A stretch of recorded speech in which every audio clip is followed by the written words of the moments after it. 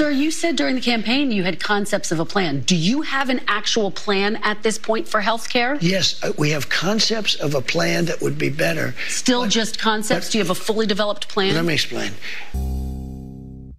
Donald Trump has to be the smoothest bullshit artist out there. This guy knows how to just say a lot of things without saying anything. He knows how to make a lot of generalities without going into specifics. He's going to make a very bold and exaggerated claim, and there is nothing to back it up with.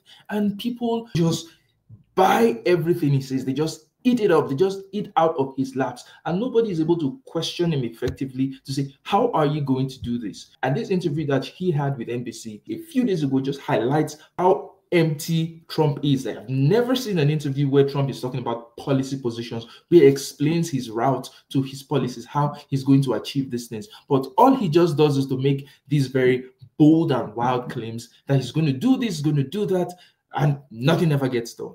So all talk, no action. Sir, your previous tariffs during your first administration cost Americans some $80 billion. And now you have major companies from Walmart, Black & Decker, AutoZone saying that any tariffs are going to force them to drive up prices for their consumers. How do you make sure that these CEOs, that these companies don't, in fact, pass on the cost of tariffs to their consumers? They cost Americans nothing. They made a great economy for us.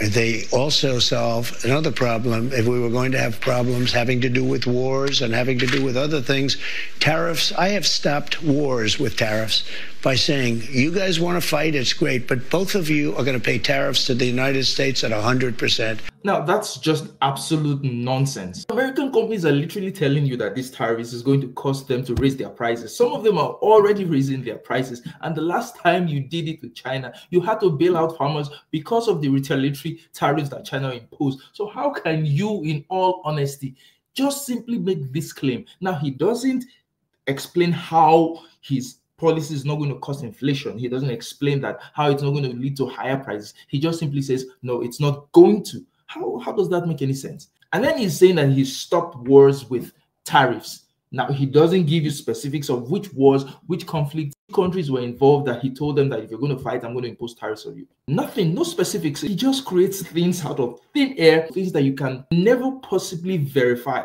That's his mode of operation. The basic understanding of how tariffs work show that Trump's tariff is going to cause prices to increase. I won on two things, the border, and more than immigration. You know, they like to say immigration.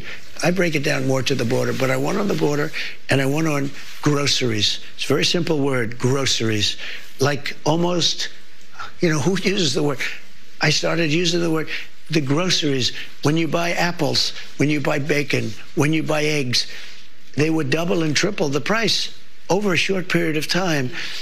And I won an election based on that. We're going to bring those prices way down. Isn't it diabolical that you know for a fact that Americans do not want to pay more for groceries, but somehow the plan that you're putting in place is going to effectively make them pay more for groceries? Anyone who has a basic understanding of how tariffs work know that when you put tariffs of goods and services, that the final burden is going to pass on to the consumers, because the consumers are going to pay for the difference. Those who are importing the goods are not going to, they're not going to take that burden. They're not going to take that cost. No, they're going to pass it on to the consumers. So how do you reconcile these two things? How do you reconcile wanting to make them pay less for goods and services and then increasing tariffs on certain goods and services that they would be needing?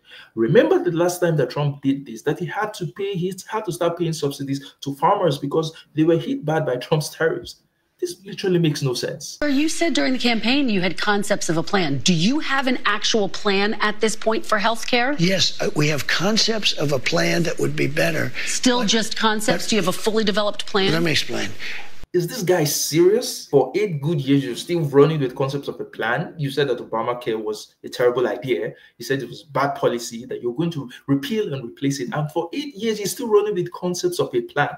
Which just shows that this guy is not ready to rule. This has nothing whatsoever to do with him wanting to help the American people have better health care. This just has to do with him making mockery or rubbishing the efforts of his predecessors. Imagine him at this point in time still having concepts of a plan, just like Vivek Ramaswamy, about experiment to reduce government efficiency. Dude, you are the government now, and you're still running on the concepts. That's just ridiculous. We have the biggest healthcare companies looking at it. We have doctors. We're always looking because Obamacare stinks. It's lousy. There are better answers. If we come up with a better answer, I would present that answer to Democrats and to everybody else, and I do something about it. But until we have that, or until they can approve it, but we're not going to go through the big deal. Now, take note of his language. If we come up with a plan, so it is not even certain that he's going to come up with a plan. At this point, he doesn't have a plan. He is just guessing that he's going to have a plan. Why is it so difficult to come up with a plan? I don't think it's that difficult to come up with a plan. I think that these people want the status quo. They like the status quo. In fact, they want to make it worse. So why would they bother with coming up with a plan? It makes no sense that after 8 years, you still don't have a plan to replace a policy that you say is a terrible policy. I am the one that saved Obamacare, I will say, and I did the right thing. I could have done the more political thing and killed it, and all I had to do is starve it to death. You did try to have your Justice Department effectively kill it, though, No, sir. Kill it from a legal standpoint, but from a physical standpoint, I made it work. Just more nonsense, because if something is terrible, if something is bad, and you want to replace it, then how is it a good thing for you to save it? If Obamacare was terrible, if it wasn't a good policy, and you ran on the campaign that you're going to repeal and replace it, and then you got into office and then you saved it, why? It doesn't track logically. Well, nothing about Trump tracks logically, so that's to be expected. So it doesn't make sense that you would claim that this thing is bad, you want to kill it, and then you go in and do the exact opposite. Democrats have control of the White House now. They didn't in 2020. If they are going around stealing elections, why when you didn't say they Democrats have control now of the White House? Yeah. So why didn't they steal this election, since they have more power now? Because I think it was too big to rig. Trump ran on this false idea that the 2020 elections were stolen, and that was how he was able to rally his base for them to come out to vote for him. How possible could it be that the Democrats were that powerful, were that organized to be able to rig an election while Trump was in office, why the Republicans effectively controlled the government, that the Democrats were able to do that? First of all, that is an indictment on Trump, because it shows that he did not have a grasp on the machinery of governance. For him to be rigged out of office, showed that there was something wrong with him. I mean, how could he allow such thing to happen under his watch? Such corruption of that scale to happen under his watch. So it shows clearly his incompetence for him to allow the government to be compromised in that manner. But secondly, why would the Democrats do that then, and now they're not unable to do it when they have the full machinery of government, when they are in power for such a high-stakes election? And also considering the fact that the margin of victory for Donald Trump was very small. I mean, by the popular vote, just about 1.4%, one of the smallest margin of victory ever in U.S. elections. If the Democrats could do this, if they could do it, which, I mean, this election was even much more, it would have been much more easier for them to do. All they just needed to do was to bump Kamala Harris with a few 100,000 votes or a few thousand votes in some of these swing states, and she would be president today. So it doesn't track logically. It doesn't make any sense that they are able to rig an election while they were not in office, but they are not able to do that in this very high-stakes election while they are in office. It just shows to you that Trump is a bullshit artist who is going to say anything to get what he wants. He's going to lie, he's going to gaslight, he's going to speak in generalities, he's never going to speak in specifics. But the problem is not him. The problem is those who buy into his delusion, those who are able to, who see the nonsense that he's saying, and then they think somehow that it makes any sense. I mean, tell me, which of Trump's interview has he outlined policy proposals? Has he talked in a very intellectual way about policy?